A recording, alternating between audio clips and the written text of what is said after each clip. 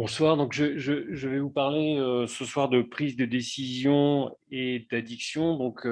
Moi je suis neurophysiologiste, je ne suis donc pas addictologue ni médecin. Et ce qui m'intéresse, c'est ce dont je vais essayer de vous parler, c'est d'essayer de comprendre comment les systèmes nerveux, en règle générale, peuvent fonctionner pour transmettre les informations des récompenses pour motiver des comportements et voir un petit peu comment on peut avoir des altérations de ces comportements dans les mécanismes d'addiction. Si l'on prend l'exemple du tabac, la question qu'on peut poser en général sur les addictions, c'est pourquoi on persiste à consommer malgré des conséquences négatives. Donc, typiquement pour la cigarette, on est tous au courant que la cigarette n'apporte rien de bon, qu'on va perdre des années de vie si on consomme, mais malgré ça, on observe un certain nombre de comportements qui vont être des comportements d'addiction, c'est-à-dire qu'on va continuer à consommer de la cigarette malgré le fait qu'on a des effets négatifs. Et en plus, les gens ne vont pas pouvoir s'arrêter. C'est-à-dire que le problème commence quand en fait on réalise qu'on veut essayer de s'arrêter de consommer un produit et qu'on ne peut pas se contrôler. Donc, j'ai repris à mon compte les termes qui sont souvent employés par le professeur Loewenstein, qui dit que l'addiction est une pathologie marquée par le fait que le savoir et le vouloir ont perdu de leur efficacité. Et ça qui traduit en fait deux critères de l'addiction qui sont devenus essentiels, c'est-à-dire la perte de contrôle, c'est-à-dire le fait qu'on ne veuille pas forcément consommer, mais que dans l'emballement et dans la situation, on va consommer plus que ce qu'on pensait, donc on perd le contrôle. Et le deuxième, c'est qu'on va continuer à consommer malgré les effets négatifs et malgré le fait qu'on soit clairement conscient de ces aspects négatifs. Donc l'idée, c'est que, et ce que je vais essayer de vous présenter, c'est différents aspects de l'addiction. Donc les récompenses, qu'est-ce que ça veut dire d'un point de vue système nerveux, les mécanismes de prise de décision, comment est-ce qu'on peut les altérer, et on finira en parlant un petit peu des variations interindividuelles, parce qu'on n'est pas tous identiques, on est tous très différents, on est capable de le voir, et donc la question sera de voir un petit peu comment les processus d'adaptation qui permettent de mettre en place ces différences peuvent être liés aux mécanismes d'addiction. Alors, on va commencer avec l'idée de récompense, qui n'est pas une idée finalement très simple. En général, on associe au terme de récompense le terme de plaisir, c'est-à-dire que on prend un produit parce que s'il est plaisant, et parce qu'il est plaisant, on va revenir à ce produit. Donc, ça peut être un gâteau au chocolat, de la nourriture, etc. Et donc, l'idée générale, c'est que ces mécanismes de plaisir sont des mécanismes psychologiques assez compliqués qui vont faire intervenir l'ensemble du cerveau. C'est un petit peu l'idée qu'on en a vue. Et puis, dans les années 50, il y a deux Aude et Milner ont commencé à faire des expériences où ils ont montré que si on insère des petites stimulations dans certaines régions du cerveau, on peut voir apparaître un comportement d'autostimulation. Donc, je vous montre ici, par exemple, des rats, lorsqu'ils sont implantés avec ces petites stimulations, sont capables d'appuyer sur un levier pour obtenir une stimulation. Donc ici, la stimulation, ce n'est pas une stimulation sensorielle, ce n'est pas une stimulation de zone particulière, c'est finalement la stimulation d'une région dans laquelle on va faire croire à l'organisme qu'il y a récompense. Et à partir de ce moment-là, l'organisme va développer finalement une représentation et surtout va développer une motivation pour obtenir cette récompense. Et c'est ça qui est très troublant, c'est-à-dire qu'on a finalement des circuits très localisés qui vont permettre de mettre en place toutes les actions, construire des buts ou construire des représentations pour obtenir des récompenses.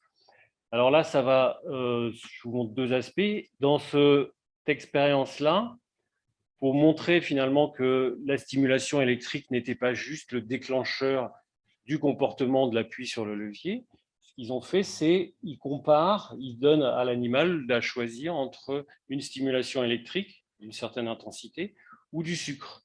Et en fait, on s'aperçoit que l'animal, il est capable d'intégrer les deux, c'est-à-dire qu'il est capable de choisir entre la stimulation et du sucre. À partir d'une certaine stimulation électrique, l'animal préfère la stimulation électrique au sucre. En dessous d'une certaine force de stimulation, il préférera le sucre. Et dans ces expériences où en fait on donne des stimulations sur certains points dans un open field, là, dans un espace rond, ce que l'on voit, c'est que l'animal est capable de construire des objectifs, donc il ne peut pas recevoir 2 fois de suite des récompenses sur le même point, donc il est obligé de naviguer d'un point vers un autre, et donc l'animal est capable de construire des trajectoires optimisées pour passer d'un point vers un autre, et donc de construire des représentations, des objectifs à partir de cette stimulation électrique. Donc ça, ce que ça montre, c'est que finalement, la récompense, ce n'est pas nécessairement une histoire de plaisir, et ce n'est pas nécessairement une histoire d'une activité sur l'ensemble du cerveau, mais on a des régions très spécialisées qui ont pour fonction de transmettre et de construire la motivation et des objectifs. Alors, quelles sont ces régions ? Toutes les stimulations, finalement, convergent vers une région un petit peu spéciale, qui est la région, ce qu'on appelle des neurones dopaminergiques. Donc, chez l'homme, ce sont 2 petits noyaux situés en haut du bulbe rachidien, c'est-à-dire en haut de la moelle épinière. Donc, c'est des régions plutôt profondes. Il y a 2 régions particulières qu'on appelle l'aire tegmentale ventrale et la substance noire. Peut-être que vous avez déjà entendu parler de la substance noire. C'est la substance noire, c'est la région qui va dégénérer, par exemple, dans la maladie de Parkinson. Et lorsqu'on a dégénérescence de ces noyaux dopaminergiques, on va perdre le contrôle sur un certain nombre d'activités motrices. Et il y a une deuxième région, donc l'aire tegmentale ventrale, que je vous représente ici, qui, chez la souris, on voit mieux ici. Donc, tous ces neurones ont été marqués. Ce qu'on voit, c'est les endroits où ils se projettent. Ce sont des neurones qu'on va appeler de neuromodulation, c'est-à-dire qu'ils ont pour caractéristique de se projeter dans de vastes régions du cerveau et ils vont moduler l'activité de toutes les régions cibles. Donc ici, on voit 2 petits noyaux qui contiennent finalement assez peu de neurones. Chez la souris, c'est autour de 20 000 neurones. Chez l'homme, on a à peu près 400 000 neurones dopaminergiques qui vont contrôler des régions ici, tout ce qu'on va appeler le striatum, jusqu'à l'amygdale, et puis qui vont remonter vers le cortex pour aller aussi avoir des actions de neuromodulation sur les cortex préfrontaux, puis sur des aspects sensoriels. Donc, une petite population de neurones qui se projettent dans beaucoup d'endroits sur le cerveau et qui vont moduler l'activité de très nombreuses régions. Et il y a eu une expérience qui a été réalisée par l'équipe de Schulz un petit peu avant les années 2000, dans lequel ils ont enregistré l'activité de ces neurones lorsqu'ils donnaient des récompenses. Et ce que l'on voit, c'est que au moment où on donne une récompense, l'activité des neurones dopaminergiques, donc les potentiels d'action émis par chaque neurone, qui sont marqués ici par des points, vous voyez, le neurone répond au moment où on donne la récompense. Donc ça donne premièrement l'idée, le neurone répond à une récompense. Au moment où on donne la récompense, il faut bien être conscient qu'elle est inattendue. C'est-à-dire que l'animal n'a pas moyen de prévoir qu'il va avoir une récompense. On lui tend une récompense, il n'a pas moyen de faire de prédiction. Et donc, ils ont eu la très bonne idée de faire une association, c'est-à-dire de prévoir la récompense par un stimuli, donc soit une lumière ou un son, une seconde avant de délivrer la récompense. Donc, à partir de ce moment-là, on a un mécanisme d'apprentissage et d'association qui peut se mettre en place et qui va se traduire par le fait que les neurones ne vont plus répondre au moment de la récompense, mais vont répondre au moment du stimuli qui prédit la récompense. Et ils ont poussé l'expérience un petit peu plus loin en faisant cette fois un stimuli qui prédit la récompense, mais il ne donne pas la récompense. Et là, on s'aperçoit que le neurone, il marque d'abord la réponse au moment de la prédiction de la récompense, au moment du stimuli prédicteur, et surtout, ils baissent leur activité au moment de la récompense. Cette expérience-là est très intéressante parce qu'elle montre 2 choses. La première, c'est que notre cerveau est en permanence en train de faire des comparaisons entre un modèle interne et ce qu'il va recevoir exactement de l'extérieur. Donc ici, ce que font les neurones dopaminergiques, c'est un calcul très simple de différence entre la récompense qui est attendue et la récompense qui est reçue. Lorsque l'animal a parfaitement appris que lorsque l'on donne le stimuli lumineux, il va avoir une récompense une seconde après. Cette récompense, elle est attendue. Il ne réagit pas au moment de la récompense. Lorsque la récompense est inattendue, il ne sait pas. Donc, la récompense attendue est beaucoup plus forte que la récompense la récompense reçue est beaucoup plus forte que la récompense attendue. Donc, il va émettre un signal positif. Par contre, lorsqu'il ne reçoit pas de récompense alors qu'il l'attendait, il va émettre un signal négatif. Donc ça, c'est un calcul de ce qu'on appelle de prédiction qui permet en quelque sorte de construire une représentation de la valeur des choses et qui nous permet de nous adapter. C'est-à-dire que si tout roule et que notre modèle interne prédit bien ce qui va se passer, on ne change rien. Et dès qu'il y a une différence entre ce que je pense qui va arriver et ce qui arrive, j'adapte les connexions. Et la deuxième chose que montre cette manip-là, c'est qu'au moment de la cloche, donc qui a acquis, si vous voulez, un caractère prédictif, il y a un déclenchement de l'activité dopaminergique. Et ça a posé un certain nombre de questions sur la fonction de cette activation.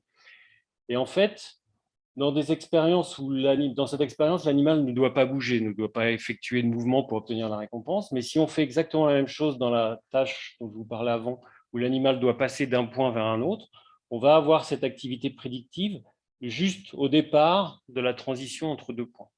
Et en fait, cette activité-là, ce qu'elle marque finalement, c'est peut-être aussi une activité de motivation. C'est ça qui va lancer le comportement qui permet d'aller vers la récompense. Donc, ce que l'on voit au niveau de l'activité dopaminergique, ce sont deux grandes activités du cerveau qui sont très intéressantes, qui sont les comparaisons permanentes des calculs du cerveau de comparaison entre ce que j'attends et ce que je vais recevoir. Et la deuxième chose, ce sont les signaux de motivation, c'est-à-dire les signaux qui lancent la séquence comportementale qui va permettre d'acquérir la récompense. Ça fait beaucoup de choses pour un système, c'est-à-dire que c'est ce système-là. En tout cas, on a au niveau de ce système le reflet de ces deux types de computation. Et ça veut dire aussi conceptuellement quelque chose de très particulier pour les récompenses, c'est que la récompense en tant que telle, finalement, elle explique le comportement. Pourquoi je fais un comportement, c'est pour obtenir la récompense. Mais en même temps, la représentation de la récompense, c'est-à-dire cette activité, elle est aussi capable de motiver le comportement pour avoir une chose. C'est le double rôle des récompenses, c'est-à-dire à la fois un rôle motivationnel et à la fois un rôle d'apprentissage.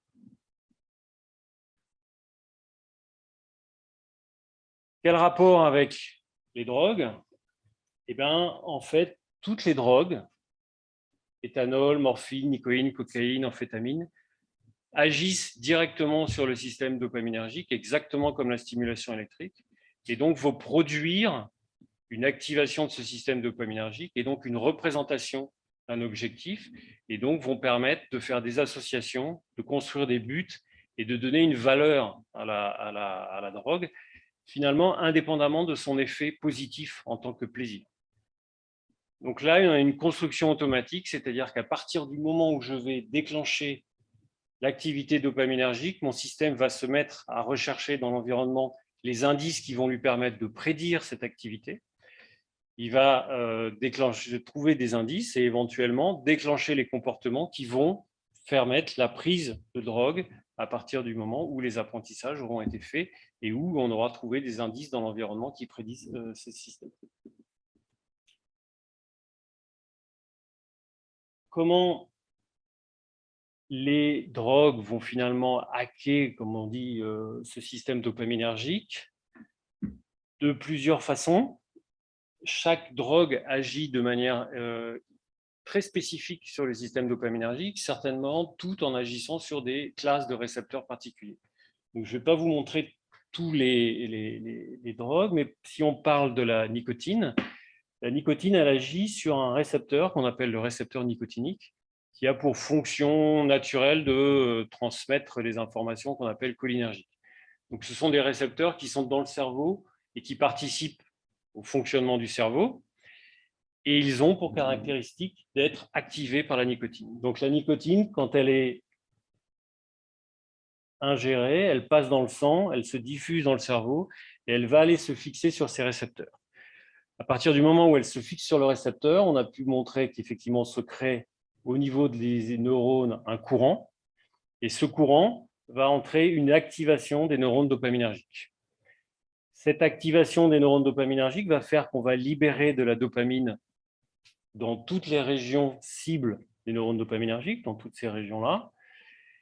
Et cette dopamine, elle va entraîner des mécanismes, des adaptations neuronales, des mécanismes de plasticité qui font que vous allez faire des associations et des comportements vont apparaître. Donc ici, un comportement d'apprentissage simple.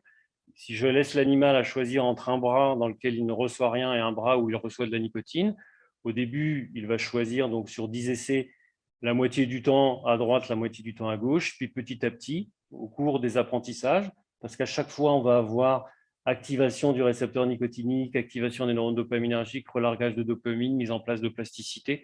Petit à petit, l'animal apprend que s'il va à gauche, il reçoit de la nicotine. Et tout le système se met en place de manière à ce que dès qu'il arrive et qu'on le met au début du labyrinthe hanté, les stimuli vont lui dire, le motiver à aller de l'autre côté et à aller à droite pour avoir de la nicotine. Donc voilà comment fonctionnent les drogues. En fait, elles détournent nos mécanismes de mise en place des comportements et de mise en place de nos comportements orientés vers les récompenses au profit, finalement, de la consommation du produit. Comment est-ce qu'on montre d'un point de vue expérimental comment tout ça a été, parce que tout ça, c'est quand même à peu près je dirais, une cinquantaine d'années de travail en neurosciences.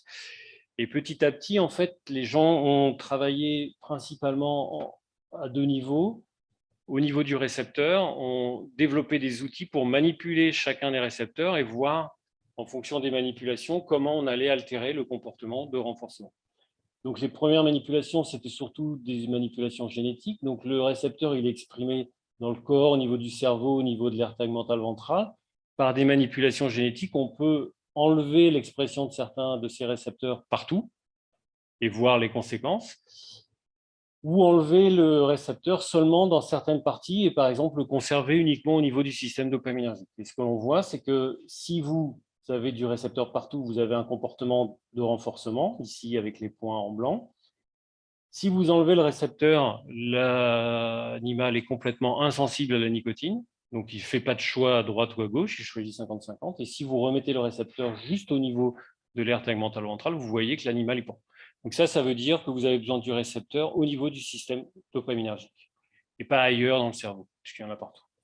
Et l'autre moyen, maintenant un peu plus moderne, c'est le développement d'outils, ce qu'on appelle de bio-ingénierie. Donc, c'est développer, par exemple, des nano-interrupteurs qui sont des petits éléments, des petites molécules qui réagissent à la lumière et qui ont deux, en fait, positions. Donc, dans une position où on est étendu, on a un ligand qui est loin du site où se fixe la nicotine. Et donc, dans ces cas-là, le récepteur, quand il est dans cette position, le récepteur, il fonctionne normalement et donc il va pouvoir lier de la nicotine et fonctionner tout à fait normalement. Et puis, lorsque l'on met de la lumière violette, on a un changement de conformation de notre nano-interrupteur qui vient en fait se mettre près du site de liaison et qui va bloquer le récepteur et donc bloquer l'activation par la nicotine. Et si on fait ça, on peut montrer qu'en fait, on rend les animaux complètement insensibles à la nicotine de manière réversible et très rapide. C'est-à-dire que si je mets les animaux sous lumière violette, ils sont plus sensibles à la nicotine. Quand je repasse en lumière verte, ils deviennent sensibles à la nicotine. Donc, je peux manipuler le récepteur de manière très rapide et faire des pharmacologies maintenant très, très spécifiques pour manipuler localement et de manière réversible des populations de récepteurs. Donc ça, c'est des travaux qui sont, je dirais, en cours et qui maintenant travaillent sur la manipulation de tout un tas de types de récepteurs impliqués dans la réponse en drogue pour découper à quel moment ils sont importants dans les différentes phases de l'addiction.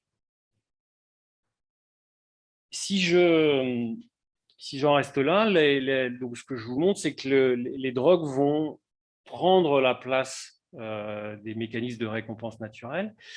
Et par rapport aux récompenses naturelles, elles ne vont pas du tout passer par le filtre des systèmes sensoriels ou des systèmes de gestion. C'est-à-dire que, par exemple, quand on prend de la nourriture, la nourriture va activer effectivement le système dopaminergique, mais il y a aussi des mécanismes de satiété. C'est-à-dire que vous n'allez pas avoir une activation permanente, et puis si vous n'avez pas faim, vous n'allez pas vous jeter vers la nourriture. Donc il y a des mécanismes de régulation qui font que ces activations sur le système dopaminergique vont être limitées. Les drogues, elles passent au-dessus de tous ces mécanismes de protection, elles vont directement agir sur le système dopaminergique, ce qui ferait peut-être que ça expliquerait leur pouvoir addictif un peu plus fort, par exemple, que des récompenses naturelles. Maintenant, cette explication-là, elle n'est pas suffisante. Pour montrer finalement que les drogues ont d'autres fonctions ou des fonctions supplémentaires, il faut aussi comprendre un petit peu quel est leur mode d'action, quelle est leur action sur les mécanismes de prise de décision. C'est-à-dire pourquoi est-ce qu'un individu, lorsqu'il est confronté à un choix de type je prends une drogue ou je m'abstiens, pourquoi est-ce qu'il est forcément plus fragilisé et qu'il va plus souvent aller vers la consommation du produit. Donc pour ça, il faut comprendre un petit peu les mécanismes de prise de décision. Et la première idée dans l'ensemble des mécanismes de prise de décision, c'est qu'il y a deux étapes. Il y a une première étape d'évaluation et de comparaison des valeurs des options. Donc, si j'ai le choix entre A et B, intérieurement, ce que je fais, c'est je donne une valeur à A, je donne une valeur à B. Donc, la valeur, elle est construite avec le système dopaminergique, comme je vous disais tout à l'heure. Et là, en fait, on va comparer ces deux valeurs. Et ensuite, il y a un système qui va permettre de choisir entre ces deux valeurs. Donc, la politique du choix. Et là, on a plein de possibilités. C'est-à-dire que vous pouvez vous dire, je choisis tout le temps la meilleure option, mais vous pouvez vous dire aussi, de temps en temps, il faut aller vers une option qui est moins agréable, mais qui peut m'apporter quelque chose de plus à long terme, ou aller vers des options sur lesquelles je connais assez peu, et donc pour découvrir de nouvelles choses, etc. Et pour montrer un petit peu ces différents biais, monsieur, je crois que je vais vous poser une question. Ouais. Et puis, je vous montre. Je vais vous montrer en fait des tâches de choix et pour vous montrer un petit peu les biais qui existent sur la manière dont on prend notre décision, pour vous montrer un petit peu après justement comment les drogues vont jouer sur ces biais-là. Donc ça, c'est une tâche de choix qui a été développée en neuroéconomie cognitive ou psychologique. L'idée est que je vous propose un pari dans lequel je vous donne 1 000 € et après je vous dis soit vous avez un pari où vous avez une chance sur deux de gagner 1 000 € ou gagner 500 € directement. Lequel préférez-vous? 500. Donc là, vous êtes dans à peu près ça. Ce que font les gens, à 83%, ils préfèrent gagner 500 directement. Normalement, quelques jours plus tard, je vous propose un autre pari où je vous donne cette fois 2 000 € et je vous propose de perdre avec une chance sur 2 1 000 € ou perdre 500 €. Et là,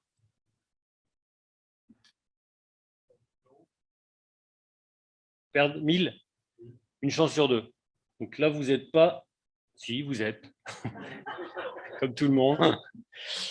Alors, non, mais puis on n'était pas d'accord avant. Là, ce que ça montre, ce qui est intéressant, c'est que d'un point de vue probabilité, les paris sont exactement identiques. Donc en gros, je vous ai proposé 1 500 € d'un côté, sont 1 000 plus 500 ou 2 000 moins 500, versus 1 000 € à 50% ou 2 000 € à 50%. Donc les deux paris sont les mêmes. Par contre, dans un des paris, vous jouez la sécurité et dans un des paris, vous prenez un risque. Ah, le risque est limité, vous ne perdez pas tout. Mais vous n'avez pas choisi normalement, on va dire, si l'agent était purement rationnel et ne se laissait pas avoir par la manière dont je présente le pari, vous devriez choisir la même chose dans les deux paris. Ce qui se passe ici, c'est que en fait, on a un biais ici qui est une asymétrie entre les gains et les pertes. C'est-à-dire que les gens, quand il s'agit de perdre de l'argent, préfèrent prendre le risque de ne pas le perdre plutôt que la perte directe. Et ce qui est marrant, c'est que ce n'est pas la même chose pour un gain. Donc, 500 € de gain, on ne va pas prendre le risque de ne pas les avoir. Par contre, 500 € de perte, on préférera prendre le risque de ne pas. Donc, il y a une asymétrie, et ça, c'est constitutif, on le retrouve dans toutes les populations, entre les pertes et les gains. C'est ce qu'on appelle un biais. C'est-à-dire que ces deux systèmes de prise de décision, ils sont faits de telle sorte qu'on a tendance à plutôt prendre des risques pour ne pas perdre et à limiter un petit peu, à être un peu plus modeste pour nos gains et se satisfaire de moins pour les gains. L'autre chose que montrent ces expériences, déjà, c'est que effectivement, si je propose ce genre de pari à quelqu'un qui gagne 2 millions par mois, le gagner 500 €, il n'en a rien à faire. Donc là, la prise de risque est quand même très subjective et très personnelle. Donc on va aussi avoir une variation en fonction de l'historique des individus, c'est-à-dire que les seuils à partir duquel on accepte de prendre des risques ne vont pas être les mêmes chez tout le monde, et donc il va y avoir une grande variabilité interindividuelle. Et je ne vais pas vous ennuyer, je vais passer à vous. Donc là, je vais vous poser un petit test pour montrer, on est dans nos choix, on est obligé de faire des balances, des compromis en permanence. Et il y a des compromis, effectivement, entre vitesse, et pas précipitation, mais réflexion. On est bien d'accord que si le plafond s'écroule, on ne va pas commencer à rentrer dans une théorie sur la chute des corps. On prend ses jambes à son cou et on s'enfuit. Il y a d'autres fois, ça ne serait pas trop bête de réfléchir avant d'agir. Et donc, l'idée, c'est qu'on a toujours ces compromis. Et donc là, c'est une expérience relativement simple. Une batte et une balle coûtent 1,10 € à L2. La batte coûte 1 € de plus que la balle. Combien coûte la balle? Combien? Si je vous presse. 10 centimes si je vous presse. Qui dit 10 centimes? Bon, c'est 5 centimes. Alors, je suis sûr que si je vous pose une colle, que je vous laisse 2 heures et que vous avez le temps de réfléchir, tout le monde trouvera 5 centimes. Par contre, si je vous mets la pression, une caméra, un micro, et puis que je vous demande, et puis que je mets un enjeu derrière, effectivement, là, la situation va changer. Donc ça vous montre aussi que vous devez avoir tout le temps des compromis et que vous avez des systèmes, en fait, qui vont être des systèmes de prise de décision rapide et des systèmes de prise de décision qui vont être un plus lents ou qui vont impliquer d'autres types de calculs, en quelque sorte, et que, en fonction de la situation, vous allez choisir l'un ou l'autre. Et tout le travail de l'adaptation, ça va être de choisir l'un au bon moment par rapport à l'autre. Il y a un autre compromis qui est très classique, cette fois en expérimentation et chez les animaux, c'est le compromis entre explorer ou exploiter. Donc, quand vous devez aller choisir un restaurant, c'est simple, soit vous allez vers le restaurant que vous connaissez, c'est ce qu'on appelle exploiter, soit vous dites, je vais aller visiter un restaurant que je ne connais pas, et donc là, vous explorez. Dans la nature, ça se traduit par exemple pour cet ours-là, il doit définir, donc s'il a trouvé une source de nourriture, qui est cette petite flaque-là avec des petits saumons, lui doit toujours se poser la question de savoir est-ce qu'il continue à exploiter sa misérable petite flaque d'eau alors qu'il a un grand lac rempli de gros saumons à 300 mètres. Mais ça, il ne le sait pas. Il faut qu'il aille explorer. Et donc, il y a une prise de risque à aller explorer. Et puis, il y a aussi l'autre chose, c'est que sa source de nourriture, ici, elle va se tarir. Donc, il y a un moment où, en fait, le fait d'explorer sera nécessaire parce que sinon, il va se retrouver dans une situation où il n'aura plus de source. Donc, on a comme ça des compromis en permanence. Et ce que montre finalement la psychologie, ou que je suggère la psychologie, c'est que ces compromis, ils sont gérés par des systèmes qui sont différents d'un point de vue neurophysiologique et qui seraient différents. Donc, même si ce sont des modèles très phénoménologiques, parce que là, le cerveau n'est pas constitué de deux parties en opposition, on n'a pas ces aspects très schizophréniques. Ce que proposent les gens, c'est souvent deux systèmes en opposition. Donc ici, ce qu'ils ont été appelés par Kahneman et Tversky le système 1, qui est rapide, instinctif, émotionnel et associatif, à distinguer d'un système 2 plus lent, plus réfléchi et plus logique. Et la caractéristique de ce système, c'est que le système 1, il est très, très efficace pour tout ce que vous avez déjà appris, donc il va vite sur les solutions.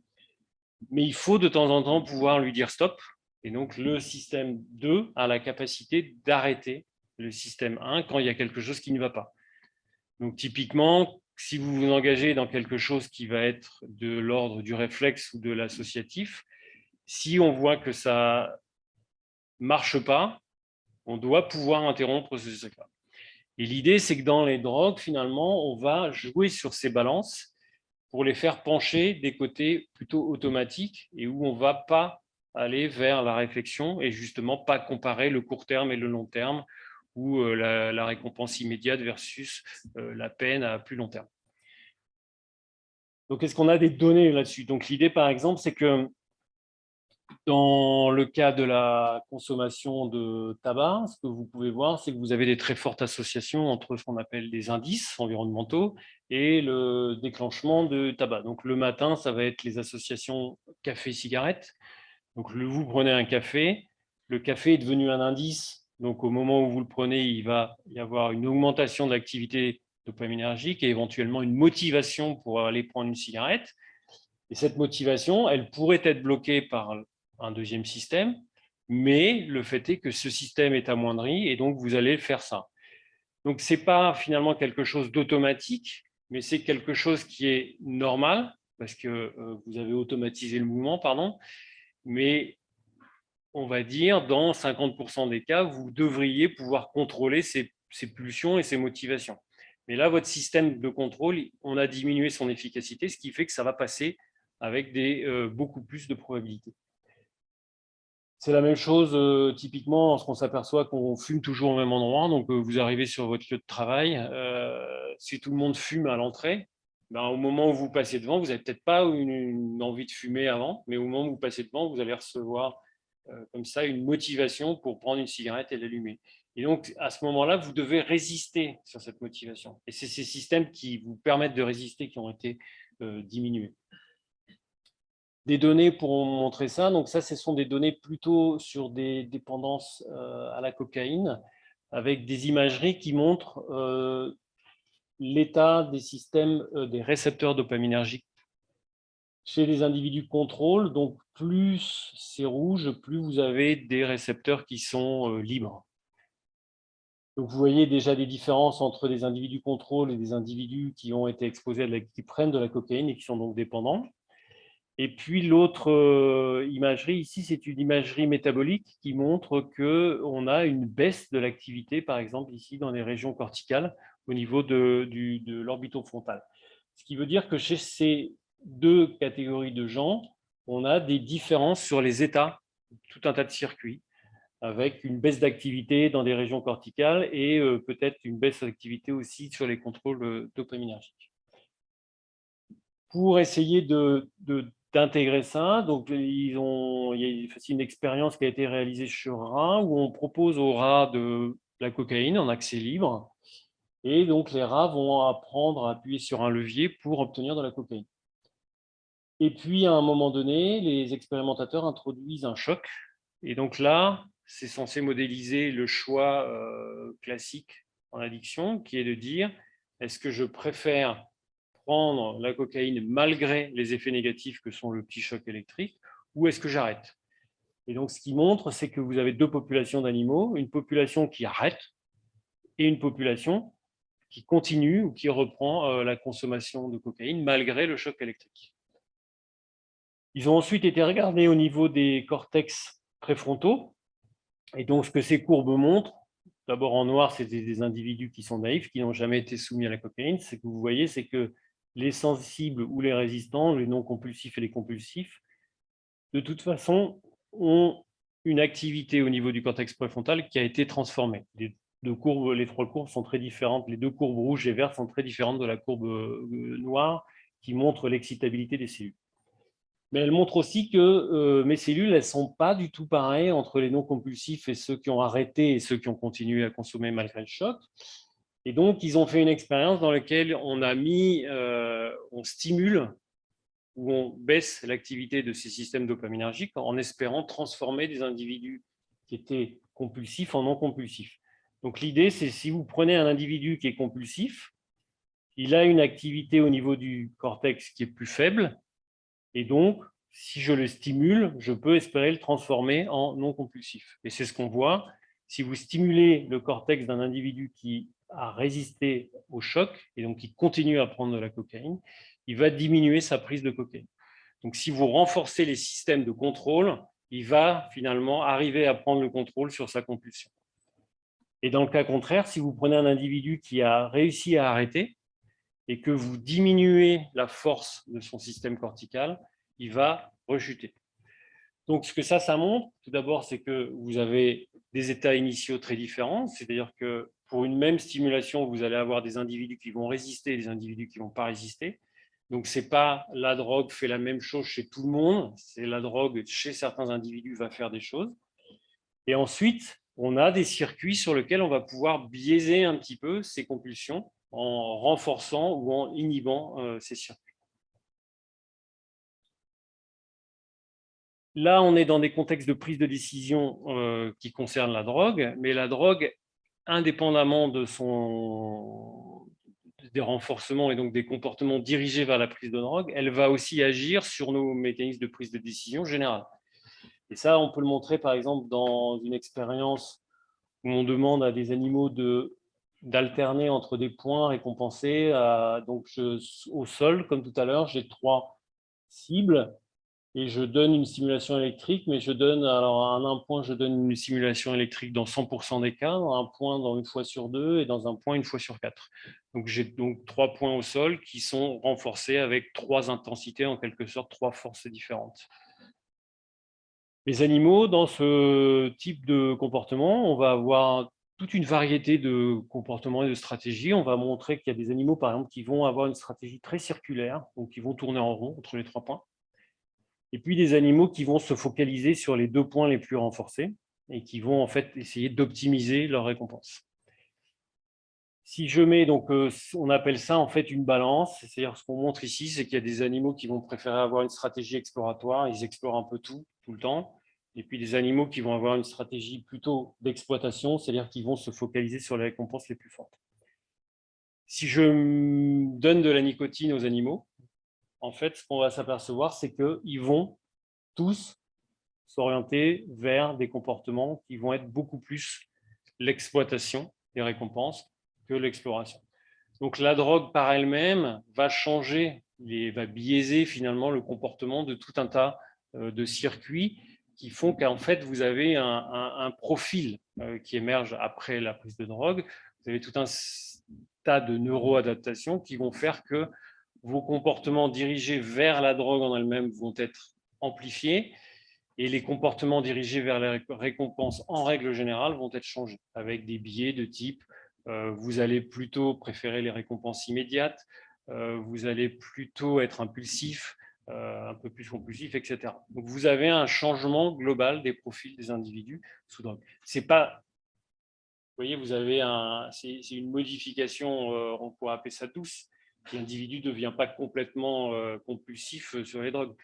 Mais il suffit de changer très légèrement tous ces réglages pour que vous ayez finalement un glissement progressif vers une consommation et un profil particulier.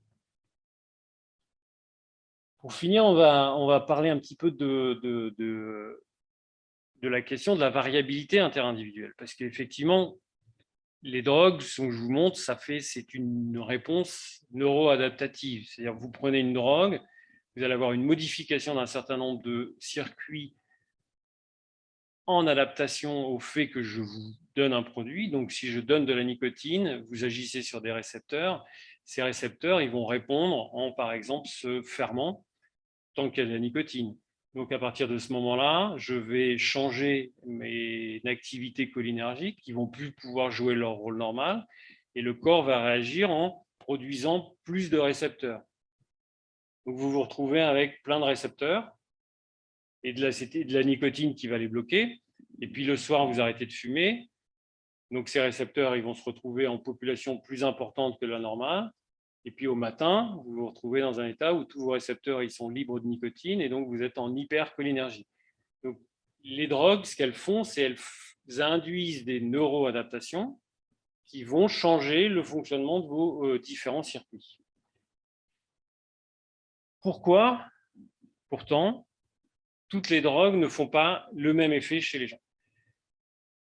Si je prends la consommation de cocaïne, ce n'est pas parce que je suis exposé une fois à la cocaïne que je deviendrai dépendant à la cocaïne ou que je vais développer un comportement d'addiction.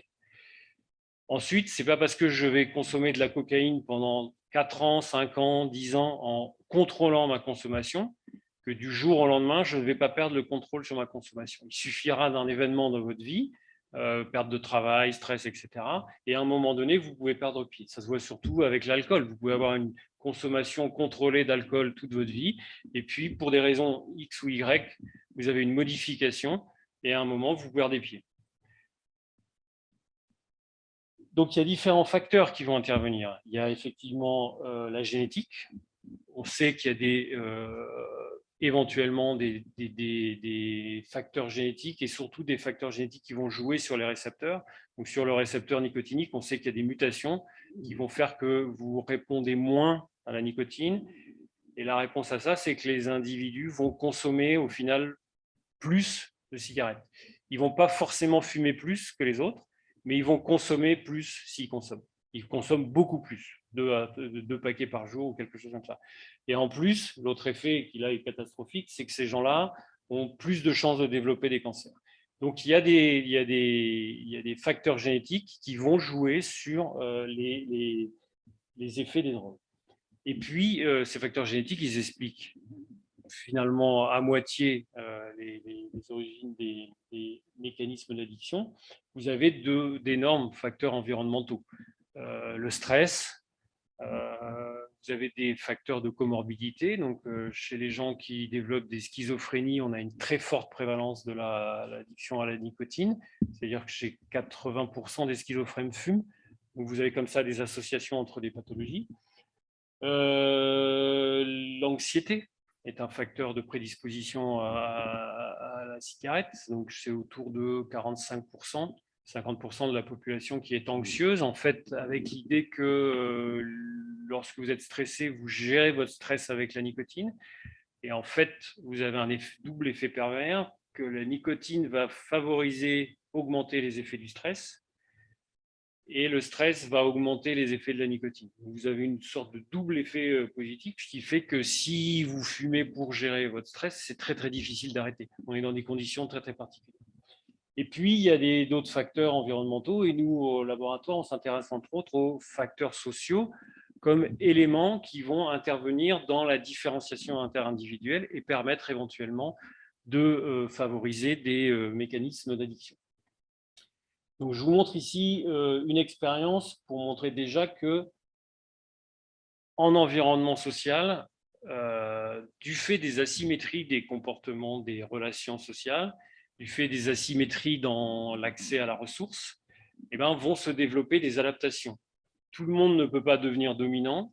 Donc, certains vont développer des profils qu'on appelle de dominance et qui vont accéder directement à la nourriture, et d'autres vont développer plutôt des profils qui vont consister à éviter l'agressivité des dominants et puis développer des profils exploratoires pour pouvoir en fait trouver d'autres sources de nourriture et éviter les contacts avec les dominants.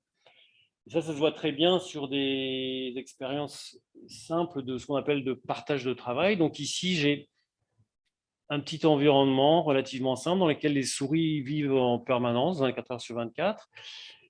Elles ont un nid, un endroit où elles peuvent obtenir de l'eau. Et pour obtenir de la nourriture, il faut qu'elles appuient sur un levier. Et puis, on a une petite boulette de nourriture qui tombe à l'autre bout de l'environnement, qui fait 50 cm. Donc, ce n'est pas très loin, mais suffisamment loin pour que celui qui appuie sur le levier ne soit pas forcément celui qui prenne la nourriture. Et en fait, on voit dans tous ces mécanismes de recherche de nourriture en collectivité, on voit tout le temps émerger, en fait, en gros, trois types. Ici, je vous montre les trajectoires des individus qui sont alignés sur, par exemple, cet individu-là au moment où il appuie sur le levier et 5 secondes après. Donc cet individu-là, il appuie sur le levier et en général, il se précipite vers celui qui délivre la nourriture. Et puis de temps en temps, il part à côté. Et de temps en temps, même on voit, il fait demi-tour ici, c'est-à-dire qu'il s'engage là, il voit en fait que ses copains sont déjà sur la nourriture et il revient derrière. Pour se nourrir, un individu doit à peu près appuyer 150 fois. Il a besoin de 150 petites pelettes de nourriture. Cet individu-là, il appuie autour de 300 fois dans une journée.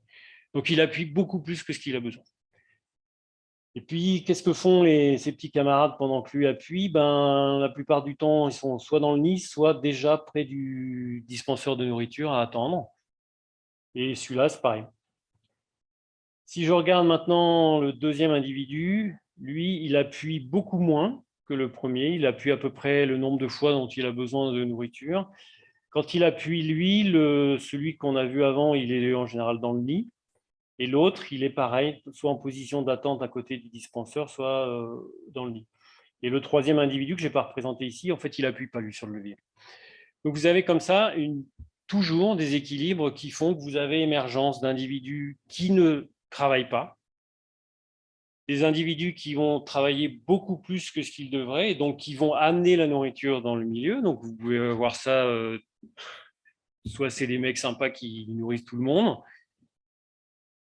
mais en fait, je pense qu'ils appuient tant qu'ils n'ont pas leurs 150 boulettes de nourriture. Ce qui se passe, c'est qu'au début, ils appuient, les autres piquent la nourriture, et donc eux, ils sont obligés de continuer à appuyer pour avoir leur dose. Et puis, l'indépendant, lui, il a l'air d'avoir trouvé un équilibre qui fait qu'il fait un mix entre prendre aux autres et puis prendre quand il appuie lui-même, ce qui fait qu'il n'a pas à appuyer beaucoup plus.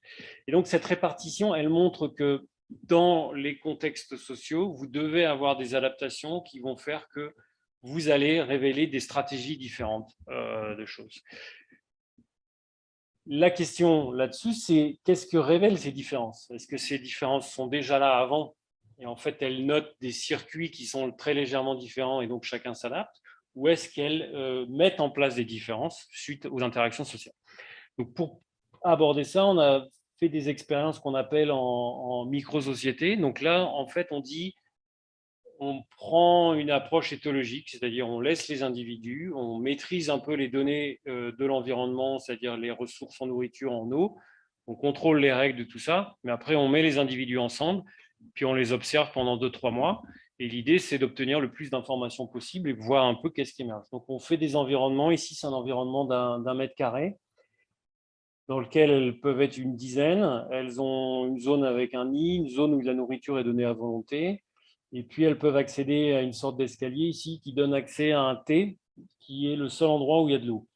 Le T, il a pour caractéristique, alors, ça se voit un peu comme ça, donc c'est un grand environnement. Et puis, les souris, elles passent d'une partie à l'autre en utilisant ces petits tubes qui nous permet en fait, nous, de détecter les temps de passage et donc de savoir à peu près à tout moment où sont les animaux dans cet environnement. Puis le deuxième point, c'est en haut, là, on a un système où on veut tester les animaux séparés de leurs congénères pour vraiment voir leur aptitude individuelle, pas pendant une relation sociale, mais en dehors de toute relation sociale. Donc on a une porte ici, je ne sais pas si vous avez vu, qui est un système à baïonnette, qui permet en fait de faire passer les animaux un par un dans cet environnement, ce T. Et dans ce T, elles ont le choix soit d'aller à droite pour accéder au biberon qui est à droite. Et si elles vont à droite, moi je ferme l'accès au biberon à gauche. Donc ce que vous allez voir ici, là vous voyez, on baisse, on ferme l'accès aux autres. Et si elle va ensuite à gauche, je ferme les deux accès. Donc à un moment, pour pouvoir rouvrir et avoir accès à l'eau, elle devra ressortir. Et c'est à ce moment-là qu'une autre prendra sa place, etc. Et puis, je vais faire des tests où je vais lui demander éventuellement lui proposer de l'eau et du sucre et puis voir un petit peu comment elle se comporte. Ce qu'on voit, c'est que quand vous faites ça pendant plusieurs mois, vous allez avoir différents profils d'animaux qui vont émerger dans cette stratégie de choix, avec par exemple ce qu'on appelle des traqueuses, des animaux qui vont traquer le sucre, c'est-à-dire quand le sucre est changé de côté, elles vont suivre le sucre, alors que vous allez avoir des animaux comme celle-là qui vont pendant 2 mois aller plutôt toujours du même côté. Indépendamment de la position du sucre, elles vont toujours du même côté. Donc vous avez des adaptations stratégiques et qui sont caractérisées aussi par des différences au niveau électrophysiologique. On montre que les traqueuses ont une activité dopaminergique plus faible que celles qui ne traquent pas le sucre. Donc ça vous montre juste que dans un environnement large, lorsque vous laissez les conditions libres, vous avez des stratégies très différentes qui peuvent émerger entre les individus. Et ensuite, ce que vous pouvez faire, c'est ce qu'on appelle alors ça porte un nom un peu barbare qui s'appelle des sociotomies, mais en fait, on regroupe des individus ensemble. Donc, vous faites une première étape de différenciation, vous différenciez des non-switcheuses et des traqueuses, et puis vous mettez une phase de regroupement, c'est-à-dire vous mettez des non-switcheuses, par exemple, tout ensemble. Vous avez un environnement dans lequel vous n'avez que des individus qui ne switchent pas.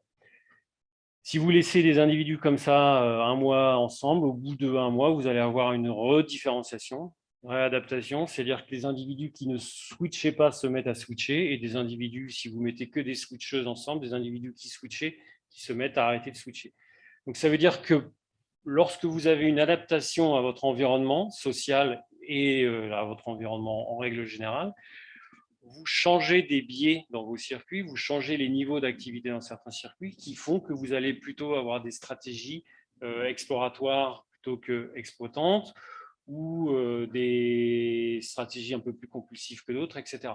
Donc, vous produisez de la variabilité dans les comportements et cette variabilité, elle est adaptative pour l'individu et aussi pour le groupe d'individus. C'est-à-dire que plus votre société est capable de mettre des comportements différents, plus finalement elle aura de chances de s'adapter à des modifications dans cet environnement.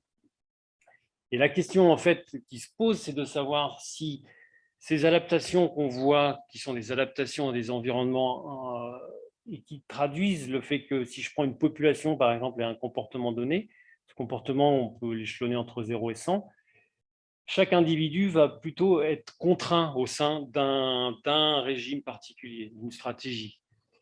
Donc ici, mes deux individus que j'appelle Bob et Joe, lui, il va explorer beaucoup moins que Bob.